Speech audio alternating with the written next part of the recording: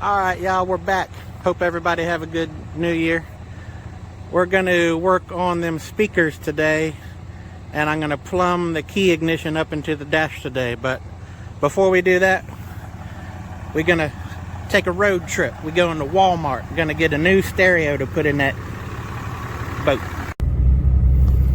On the road again. Just can't wait to get on the road again. We're heading to Walmart, y'all. Woo! Alright folks, we made it. I tried to park close because I got a generator in the back. Don't want it to walk off while I'm in here. But we're going to go in and see about a stereo for the boat, and probably get something to throw in the crock pot and get my lunch stuff for this week at work. I swear every time I'm in here, I get the buggy with the square wheels. Alright y'all, check this out. AM FM digital car stereo with Bluetooth. $32. Can't beat that with a stick. It's going to be inside the cab of a houseboat, so I ain't got to worry about it being marine or anything. So, and if it breaks, hey, it's only $31. Let's do it. Man, look at this. Slow cooker, savory beef, all in one. Let's do it. $17. Can't beat that. Y'all don't tell Socks I'm getting some bacon. He won't be very happy with me. Look at there. That little bit of stuff. $100. My generator's still there. Alright y'all, we pulling back in. Let's get this show on the road.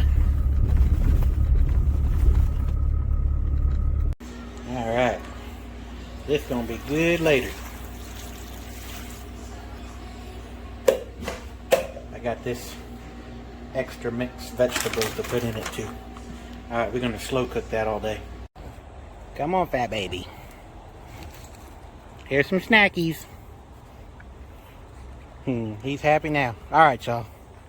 We fixing to get busy on this thing. I'm not gonna do the stereo just yet. We're gonna get the more important stuff done, like getting the key switch plumbed up into the dash, and then we'll mess with this, and we'll put the speakers in there, and maybe, just maybe, we'll be able to hear this thing playing before we end this video. Alright y'all, like I said before, you gotta forgive this mess in here. I had to extend the harness. The force harness was, I swear, is like 6 inches too short to get it to where I needed it to be up here. So I cut about an 18-inch piece out of the mercury harness. I spliced it in and spliced it to the key switch. Now I've got plenty of slack where there ain't going to be no pressure on these wires wanting to pull apart or anything. But I tried everything in my power to figure out how to kill that motor. I thought it was something back there on the motor, which it probably is. Something back on the motor is not wired correctly, but I can't figure it out. I looked at online wiring diagrams and all kinds of stuff. I racked my brain trying to figure it out, but somewhere along the way I figured out that if you bump the black wire into the green wire while the engine's running, it'll kill the motor. So what I did is I went and I got a toggle switch, and I wired one of the eyelets on the toggle switch goes to the green wire. The other end of it, coming off the other eyelet, goes to the black wire. So as long as this switch is in the open position, the motor is allowed to run. And then whenever you flip the switch to the closed position, which would be turning on your whatever accessory that this switch would normally power. However, in this case, whenever I turn the switch on, it's completing the grounding circuit that grounds down the coils, I guess it is, back there on the motor. Even though I couldn't figure it out back there, I figured it out here. So, and I couldn't make that happen on the key switch itself. I had to make it happen with an external switch. So I know some of y'all out there are going to go, well, why didn't you just wire the wire to the switch? Well, I guess there's something in the switch that's supposed to ohm from one of these terminals to the next that's not ohming across. So that's why I had to do an external switch. And I just turned the switch upside down. So when it's in the up position, the circuit is open. When it's in the closed position, the circuit is closed, and that's what grounds out the coils. So, I know it's a little unorthodox, but that's what we're doing on here. Alright, I dug up a couple drill bits. One is the same size as the ignition, the other is the same size as the kill switch. Fixing to X marks the spot for the ignition switch, and X marks the spot right here for the kill switch. Alright, kill switch hole, ignition hole, and I drilled another hole for wires to come through. Alright, got the key start, got the kill switch, so it'd be up to run the engine, down to kill the engine. And I think now I'm gonna possibly tackle mounting this thing. Let's take some measurements.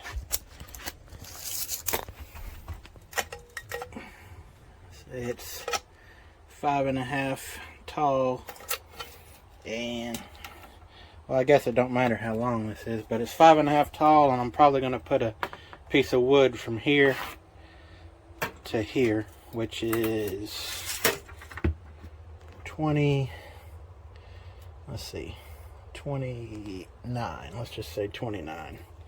I'm going to go look in the shed to see if I got something that I can put right here, and if I do, I'll probably mount this, but if I don't, I'll probably start messing with the stereo. Alright, I dug through the shed. I found a piece 5.5 tall by, what is it, 48? I just got it kind of just propped up there right now. I'm going to be cutting it off right there.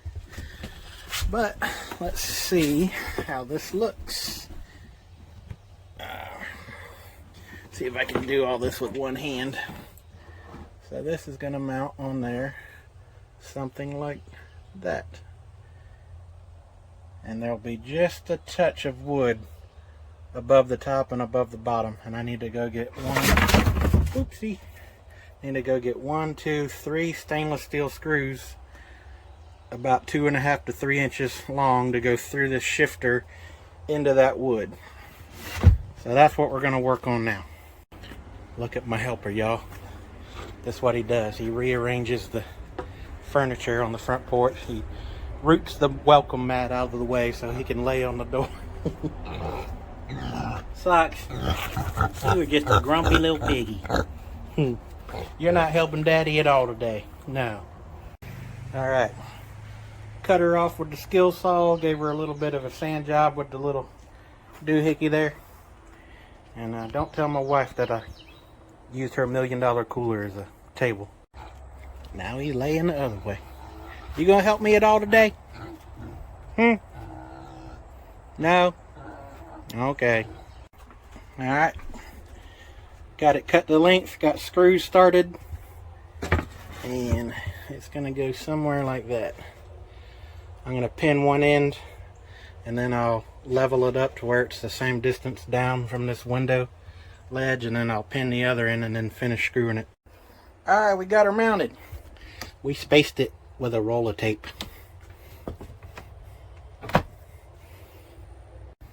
Alright folks, there we go. Got her mounted. Everything works. I couldn't find any stainless screws. I just found deck screws. But I don't know why I was really worried, because it ain't like those are stainless screws. But I could only find 2 deck screws. Got a third hole I need one in. But alright, well, there it is. So I guess now we're gonna take out this old stereo and wire in the new one. Alright, me and Mr. Wiggy's had to take the dang steering wheel off to get the stereo out. But we got that done now, so now let's break this thing out of the box and check it out. There we go. $32 worth. Well, I did pay $4 more for a 2-year warranty. Ain't very deep, is it?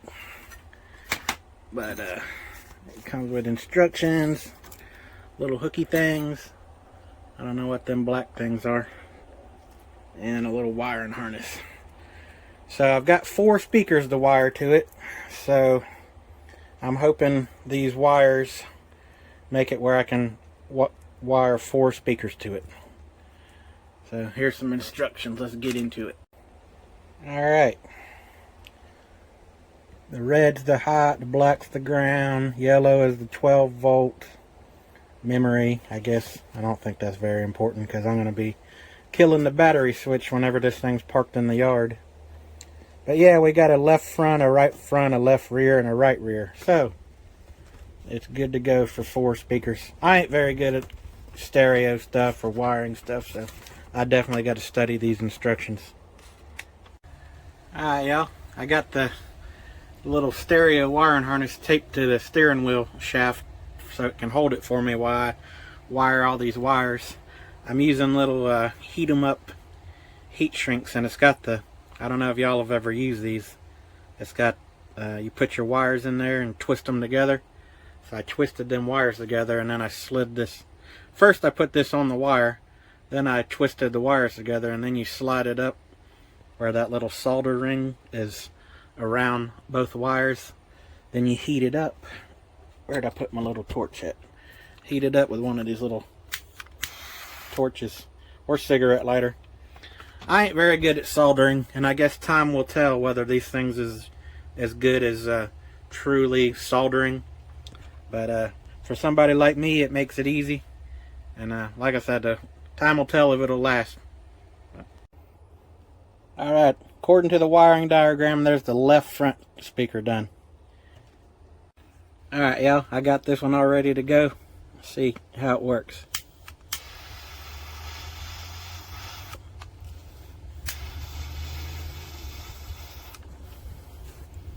I don't know if you can see it, but there's the lighter made the solder turn molten in there and flow. Then I just heat shrink the rest of it. And that is the right front positive, according to the instructions. Now I'll do the right front negative, which the instructions say, let's see, right front negative is the gray wire with the black stripe. So that's what will go to this black wire. So here is the gray wire with the black stripe. Bam! There's the right front and the right front and the left front wires are done. Now just the rears. Alright, there's all the speakers soldered. So now I just need to extend these power wires. And then untape it and plug this into the back of the stereo right there. And then go outside and put the speakers up in the little speaker pods. Alright, y'all, check it out. Of course you're not going to hear nothing because I still got to go outside and wire the speakers, but at least I wired it right to where it would turn on. So, alright, well, let's go take care of these speaker pods. Alright, I got to get these speakers mounted up in here. All 4 of them. Oh, and the way I wired the back of the stereo is this is the left front, and you skip over the middles. This is the right front, and this is the left rear, and this is the right rear, according to how it's wired up to the back of the stereo. So I guess if I wanted to tune it where, say, only the front speakers were playing and the back speakers were off, only that one and that one would be playing, and those would not have any sound coming out of them. But I'm gonna have them all equal, I guess. So, alright, well, let's get to doing this. And this is the whole reason I wasn't able to install them, because as I pointed out in the last video, I was waiting to get the little connectors for these tiny prongs right here. Well, I got them, and that's the negative. The negative side is the small one, the positive is the regular size one. So I'm going to go ahead and just crimp all these on the negatives out there on the wires hanging out of the speaker pods, and crimp the regular size ones on the positives, and we'll get these speakers mounted. Alright, that's what that looks like. Little teeny tiny one for the negative, regular size one for the positive. So now I need to hold the speaker up here. As you can see, there's no holes. I need to hold the speaker up here and then drill through the holes in the speaker so I can mount the speaker. Right, there's one. Got it all wired. I pre-drilled the holes and then put in stainless steel screws. It's just a Boss speaker. Ain't nothing special about the Boss brand, but it'll get us some tunes out there on the water. Alright, 3 more to go, and then we're going to wrap it up for the day. Number 2 done. 2 to go. It's 1:25. Maybe by 2 o'clock we could be all done playing the stereo and getting cleaned up. Alright, y'all, we got her back together. Don't look too shabby. Got the gear shifter mounted, stereo, key switch, kill switch. Wired them speakers outside. I even swept up, kind of swept everything under the breakfast nook. This is pretty much my mess now. Our cushions are 20 inches tall by 36 inches long by 5 inches thick, deep I guess you'd say. And my wife got a hold of a lady on Etsy that makes cushion covers for RVs and campers and stuff like that. So maybe soon we'll have new covers for these. Let's see, I also ordered a water pump for that motor because I've been bump starting it. I think it needed a water pump anyway, but I've been bump starting it without the hose, just trying to figure out how to, you know, what wires I need to mess with in order to get the engine to kill from the kill switch. But it didn't much bother me that I was letting it run for 15-20 seconds because I knew I'd be, it ain't hot, it ain't running long enough to get the motor hot, and I knew I was going to be ordering a new water pump anyway. So it's on the way. It's in the mail as we speak. But yeah. So shoot, next weekend if I get a chance to mess with this, I guess I might be sweeping this front deck off again, getting all this trash off here, sweeping it off, cleaning it real good, and putting the second coat of gray on here. Then I got to do the exact same thing to the back deck, and then it'll be time to mount railings and stuff. So y'all stay tuned in the future for other exciting videos. So y'all have a good work week, and be safe out there. I'm fixing to go take a shower and have me a cold one. Alright y'all, me and Socks are inside for the day. I tried posting the video, but YouTube had a problem with it because whenever I fired up the stereo, Jimi Hendrix come across the speakers. And so I even mentioned that I had to be careful what I play on YouTube because YouTube will block your video, and I'll be dang if that's not what happened. So I had to take my video down off of YouTube, cut out about 2.5 minutes worth of video where the radio was playing, and splice the video back together without the music coming across. So there's 2.5 minutes of video that I had to cut out that y'all didn't see, and it was of the radio working and all the speakers working. Mr. Wiggy, what's wrong? You want to eat? Well, so, and what's crappy about that is even though you're sitting in front of your TV or on your phone watching YouTube and you hear a song on YouTube, YouTube has a problem with that, so they block your video. However, you could flip on your house stereo, or you can go out to your car and flip on your car stereo and hear that same song legally on your car stereo, but for some reason you ain't allowed to listen to it on YouTube. So anyway, so this is the new ending to the video. So I appreciate y'all hanging in there, and y'all have a good, safe work week. Say bye, Mr. Wiggy.